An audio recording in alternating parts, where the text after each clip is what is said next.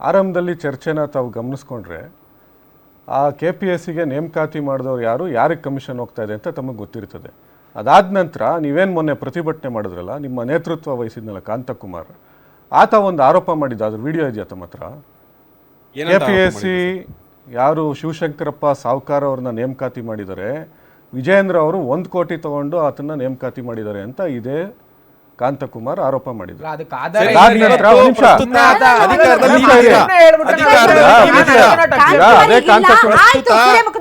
ನಿಮ್ಮ ಧಾರವಾಡದ ಪ್ರಶ್ನೆಗೆ ಸೂರ್ಯ ಮುಖಂದರಾಜ್ ಅವರೇ, ಯಾವಾಗ ಏನಾಯ್ತು ಅಂತ ಭಾಷಣ ಹೊಡೆಯೋದು ಅವ್ರ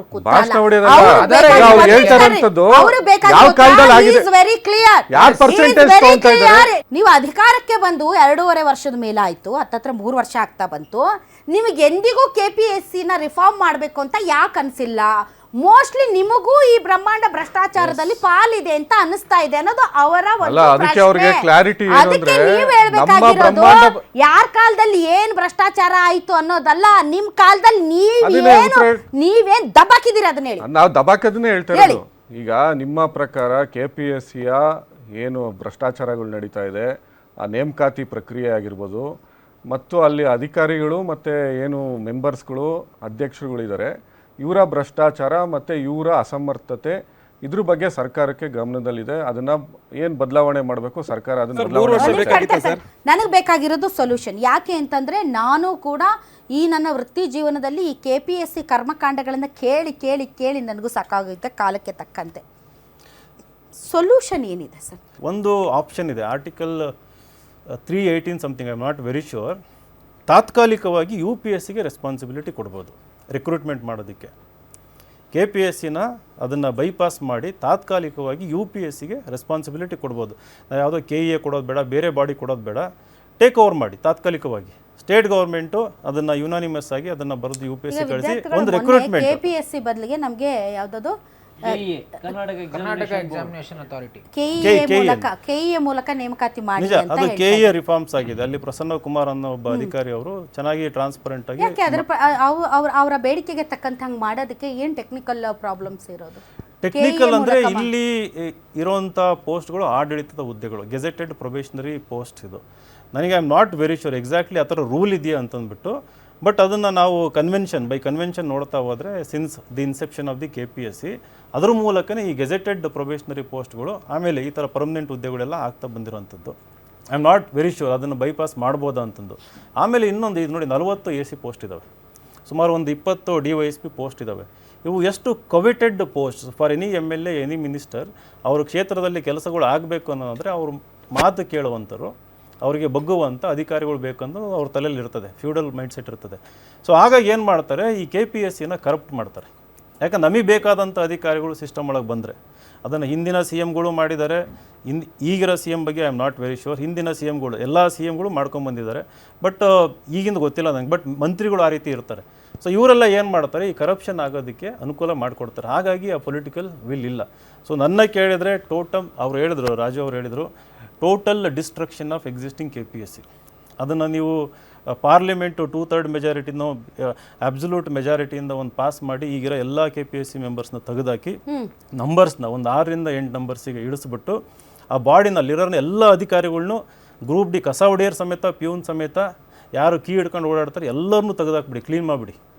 ಟೋಟಲ್ UPSC ಮಾಡೆಲ್ ಏನಿದೆ, UPSC model, exact UPSC model, examination ಸಿಲೆಬಸ್ಸಿಂದ ಹಿಡಿದು ಟೈಮ್ ಟೇಬಲಿಂದ ಹಿಡಿದ್ಬಿಟ್ಟು UPSCನಲ್ಲಿ ಏನೊಂದು ಸಿಸ್ಟಮ್ ಇದೆ, ಎಕ್ಸಾಮಿನೇಷನ್ ಪೇಪರ್ ಪ್ರಿಂಟ್ ಆಗೋದಿರ್ಬೋದು, ಕ್ವಶನ್ ಪೇಪರ್ ಫಾರ್ಮ್ ಇದಾಗೋದಿರ್ಬೋದು, ಪ್ರಿಪೇರ್ ಆಗೋದಿರ್ಬೋದು, ಟೋಟಲ್ ಅದನ್ನು. ದೇಹದಲ್ಲಿ ಬ್ಯಾಡ್ ಕೊಲೆಸ್ಟ್ರಾಲ್ ಜಾಸ್ತಿ ಆದಾಗ ಹಾರ್ಟ್ ಅಟ್ಯಾಕ್ ಆಗೋ ಚಾನ್ಸಸ್ ಜಾಸ್ತಿ. ಇತ್ತೀಚೆಗಂತೂ ಸಿಕ್ಕಾಪಟ್ಟೆ ನ್ಯೂಸ್ನ ಕೇಳ್ತಾನೆ ಇದ್ದೀವಿ. ಸೊ ಬ್ಯಾಡ್ ಕೊಲೆಸ್ಟ್ರಾಲ್ನ ಕಮ್ಮಿ ಮಾಡೋದಕ್ಕೆ ಉತ್ತಮವಾದ ಆಹಾರ ತುಂಬ ಇಂಪಾರ್ಟೆಂಟು. ಜೀನಿ ಸ್ಲಿಮ್ ಯೂಸ್ ಮಾಡಿ. ಕರೆಕ್ಟ್, ಜೀನಿ ಸ್ಲಿಮ್ನಲ್ಲಿರುವಂತಹ ಎಷ್ಟೋ ಆಹಾರ ಧಾನ್ಯಗಳು ಕೊಲೆಸ್ಟ್ರಾಲ್ ಲೆವೆಲ್ನ ಕಮ್ಮಿ ಮಾಡೋದಕ್ಕೆ ಹೆಲ್ಪ್ಫುಲ್ ಆಗುತ್ತೆ. ಸೊ ಹೆಲ್ದಿ ಆಗಿರಿ, ಜೀನಿ ಸ್ಲಿಮ್ನ ಯೂಸ್ ಮಾಡಿ, ಅಳವಡಿಸಿ. ನೀವು ಇದು ಆಗಬೇಕು ಅಂತಂದರೆ ಈ 3 ಪಾರ್ಟಿಗಳು ಜೊತೆ ಬರಬೇಕು. ಅದು ಸಮಥಿಂಗ್ ಅನ್ಇಮ್ಯಾಜಿನೇಬಲ್. ಅದು ತಾವು ಕೂಡ ವಿದ್ಯಾರ್ಥಿ ನಾಯಕರಾಗೆ ರಾಜಕೀಯಕ್ಕೆ ಎಂಟ್ರಿ ಮಾಡಿದ್ದೀರಾ. ಈಗ KPSCಯಲ್ಲಿ ಹಗರಣಗಳೆಲ್ಲ ಲಿಸ್ಟ್ ಬರ್ತಾ ಇದೆಯಲ್ಲ ಸರ್ಕಾರದಿಂದ, ಜನ ಎಲ್ಲ ಬೀದಿಯಲ್ಲೂ ಇದ್ರ ಬಗ್ಗೆ ಚರ್ಚೆ ಆಗ್ತಾಯಿದೆ. ಇದಕ್ಕೆ ತಾವು ವಿದ್ಯಾರ್ಥಿ ನಾಯಕರಾಗಿ ಇವಾಗ ರಾಜಕೀಯಕ್ಕೆ ಬಂದಿದ್ದೀರಾ, ನೀವು ಇದಕ್ಕೆ ಏನು ಸೊಲ್ಯೂಷನ್ ನಿಮ್ಮ ಪ್ರಕಾರ ಇದಕ್ಕೇನಿದೆ? ಕಾಂಗ್ರೆಸ್ ಅವಧಿಯಲ್ಲೇ ಹೆಚ್ಚಾಗಿ ಇದಾಗ್ತಾ ಇದೆ, ಏನು ಕಾರಣ ಅನಿಸುತ್ತೆ ಸರ್ ನಿಮಗೆ? ಕರೆಕ್ಟು.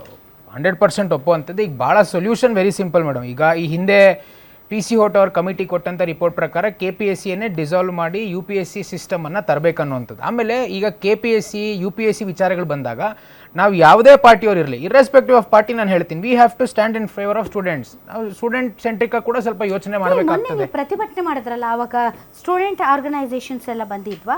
ಬಿಜೆಪಿ ಪಕ್ಷದಿಂದ ಆರ್ ಅಶೋಕ್ ಅವ್ರು ಅವರು ಬಿಡಿ, ಅವ್ರು ಮೈಲೇಜ್ ತಗೊಳಕ್ ಬಂದಿರ್ತಾರ? ಹಂಗಲ್ಲ, ನಾನು ಹೇಳೋದು ವಿದ್ಯಾರ್ಥಿ ಸಂಘಟನೆಯಿಂದ ಯಾರು ಭಾಗವಹಿಸಿರಲಿಲ್ಲ. ಯಾರು ಭಾಗವಹಿಸಿಲ್ಲ? ಅಥವಾ ನೀವು ಬಿಡ್ಲಿಲ್ವಾ, ಅವ್ರು ಬರ್ಲಿಲ್ವಾ? ಬರ್ಲಿಲ್ಲ ಮೇಡಮ್. ನಾವ್ ಯಾರು ಕೂಡ ಇಲ್ಲಿ ತಡೆಯುವಂತದ್ದು ಏನೂ ಇಲ್ಲ. ಯಾಕಂತಂದ್ರೆ ಈಗ ಒಂದು ಕಾಲೇಜಲ್ಲಿ ಒಬ್ಬ ಹಿಂದೂ ಹುಡುಗ ಮುಸಲ್ಮಾನ್ಗೆ ಹೊಡೆದ್ರೆ, ಅಥವಾ ಮುಸಲ್ಮಾನ್ ಹುಡುಗ ಹಿಂದೂಗೆ ಹೊಡಗಿದ್ರೆ, ಇಲ್ಲಾಂದರೆ ಹೆಣ್ಮಕ್ಳು ಹಿಜಾಬ್ ಹಾಕಿಲ್ಲ ಅಂತಂದರೆ, ಇಲ್ಲಾಂದರೆ ಗಂಡುಮಕ್ಕಳು ಕೇಸರಿ ಶಾಲ್ ಹಾಕ್ಕೊಂಬರೋದಿದ್ರೆ ABVP ಅವರು ಬರ್ತಾರೆ, ಅಲ್ಲಿ NSU ಅವರು ಬರ್ತಾರೆ, ಎಲ್ಲ ವಿದ್ಯಾರ್ಥಿ ಸಂಘಟನೆಗಳು ಬರ್ತಾರೆ. ನಿಮ್ಮಿಂದ ಏನು ಅವರು ಪ್ರತಿನಿಧಿಸುವಂಥ ಪಾರ್ಟಿಗಳಿಗೆ ನಿಮ್ಮಿಂದ ಏನು ವೋಟ್ ಬ್ಯಾಂಕ್ ಆಗಲ್ವಲ್ಲ? ಹೌದಲ್ವಾ? ಸೊ ಹಿಂಗಾಗಿ ಹಿಂದೂ ಮುಸ್ಲಿಂ ಇದ್ರೆ ಮಾತ್ರ ಓಡ್ ಬರ್ತಾರೆ ಎಲ್ಲ ವಿದ್ಯಾರ್ಥಿ ಸಂಘಟನೆಗಳು. ಅಲ್ಲಿ ಹಿಂದೂ ಮುಸ್ಲಿಂ ಫ್ಯಾಕ್ಟರ್ ಇರಬೇಕು. ಒಂದ್ ನಿಮಿಷ ತಡ್ರಿ.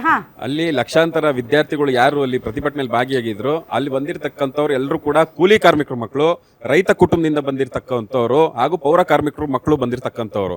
ಅಲ್ಲಿ ಯಾವುದೇ ರೀತಿಯಾದಂತಹ ವಿದ್ಯಾರ್ಥಿ ಸಂಘಟನೆಯ ಮುಖಂಡರಾಗ್ಲಿ ನಾಯಕರಾಗ್ಲಿ ಯಾರು ಕೂಡ ಭಾಗವಹಿಸಿರ್ಲಿಲ್ಲ. ದೌರ್ಭಾಗ್ಯ ಅದು. ಯಾಕಂತಂದ್ರೆ ನಿಮ್ಮ ಹತ್ರ ದುಡ್ಡಿಲ್ಲ, ಅದಕ್ಕೆ ನೀವು ಅಲ್ಲಿ ಬರ್ತೀರಿ. ದುಡ್ಡಿರೋರು ಹೋಗಿ ಅಲ್ಲಿ ಡೀಲ್ ಮಾಡ್ಕೊಂಡು ಅವ್ರಿಗೆ ಏನೇನು ಬೇಕೋ ಅದು ತಗೋತಾರೆ. ನಿಮ್ಗೆ ದುಡ್ಡಿಲ್ಲ, ಡೀಲ್ ಮಾಡಕ್ ಬರಲ್ಲ, ಅವ್ರು ಕೇಳ್ದಷ್ಟು ಕೊಡಕ್ ಬರಲ್ಲ, ಹಂಗಾಗಿ ಬೀದಿಯಲ್ಲಿ ಪ್ರತಿಭಟನೆ ಮಾಡ್ತೀರಿ. ನೀವು ದುಡ್ಡಿಲ್ದೇ ಇರೋರು ಪಾಡಿ ಇದೆ ಅನುಭವಿಸ್ಬೇಕು ನೀವು ಅಷ್ಟೇ, ಏನು ಮಾಡಕ್ಕಾಗಲ್ಲ. ಬಡವರಾಗಿ ಹುಟ್ಟಂತ ನೀವು ಯಾರು ಹೇಳಿದ್ರು ಬಡವರಾಗಿ ಹುಟ್ಟ್ರಿ ಅಂತ ಹೇಳಿ? ನೀವು ಬಡವರಾಗಿ ಹುಟ್ಟಿದ್ರೆ ದೊಡ್ಡ ತಪ್ಪು. ಮುಂದಿನ ಜನ್ಮದಲ್ಲಿ ನಾವೆಲ್ಲ ಅರ್ಜಿ ಹಾಕೊಂಡು ಹುಟ್ತೀವಿ. ಶ್ರೀಮಂತ ಕುಟುಂಬದಲ್ಲಿ ನಾವು ಹುಟ್ಟಬೇಕು ಅಂತ ಹೇಳಿ ನಾವು ಅರ್ಜಿ ಹಾಕೊಂಡು ಪರಿಸ್ಥಿತಿ ಬಂದಿದೆ.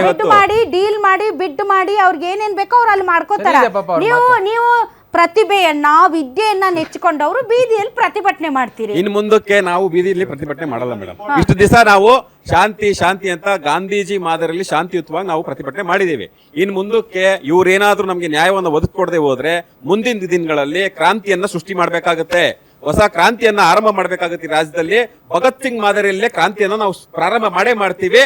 ಮುಂದಿನ ದಿನಗಳಲ್ಲಿ ನಮ್ಮ ನ್ಯಾಯಯುತವಾಗಿರ್ತಕ್ಕಂಥ ಬೇಡಿಕೆಯನ್ನು ಈಡೇರಿಸದೆ ಹೋದ್ರೆ, ಈ KPSC ರಿಫಾರ್ಮ್ಸ್ ಮಾಡಿ ಪಾರದರ್ಶಕವಾಗಿ ನೇಮಕಾತಿ ಮಾಡದೆ ಹೋದ್ರೆ KPSC ಸಂಸ್ಥೆಗೆ ಬೆಂಕಿ ಹಚ್ತೀವಿ ಅಂತಕ್ಕಂಥ ಮಾತನ್ನ ಬಹಳ ಸ್ಪಷ್ಟವಾಗಿ ನೇರವಾಗಿ ಹೇಳೋದಕ್ಕೆ ಬಯಸ್ತೀನಿ. ನೋಡಿ